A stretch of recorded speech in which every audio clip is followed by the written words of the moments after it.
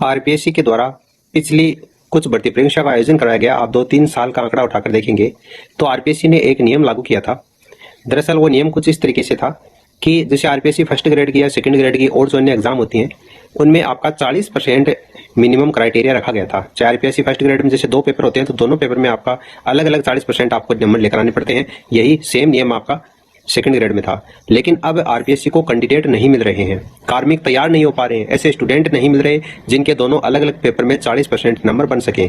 इसलिए आज आपने न्यूज़पेपर में देखा होगा, नहीं देखा है तो मैं आपको आर्टिकल दिखा देता हूँ। यहाँ पर साफ तौर से लिखा गया है कि आरपीएससी के जो सचिव हैं उन्होंने सरकार से एक प्रस्ताव भेजा है सरकार के पास में, और मोस्ट प्रोबेबली चांस है कि ये प्रस्ताव है वो स्वीकार कर लिया जाएगा। इसमें यह लिखा गया है कि 2 अलग अलग पेपर में 40% नंबर है उसकी बाध्यता खत्म की जाए, क्योंकि कार्मिक नहीं मिल रहे हैं। 1% कैंडिडेट भी ऐसे नहीं मिल रहे आरपीएससी को कि वो आरपीएससी के द्वारा तैयार किए गए पेपर में 40% नंबर ला पाए। इसलिए आरपीएससी का कहना है कि ओवरऑल जो नंबर है वो 40% किया जाए, यानी फर्स्ट पेपर और सेकंड पेपर दोनों में मिलाकर अब 40% कैंडिडेट को लाने हैं। अलग अलग पेपर में 40% लाने की जो बाध्यता है वो खत्म कर दी जाए। ऐसा प्रस्ताव आरपीएससी के द्वारा सरकार के पास में भेजा गया है और जल्दी ही इसका अप्रूवल मिल जाएगा। तो अब जो भी स्टूडेंट जो तैयारी कर रहे हैं उसके लिए बेनिफिट है कि अब आपको अलग अलग पेपर में 40% नंबर लाने की आवश्यकता नहीं है।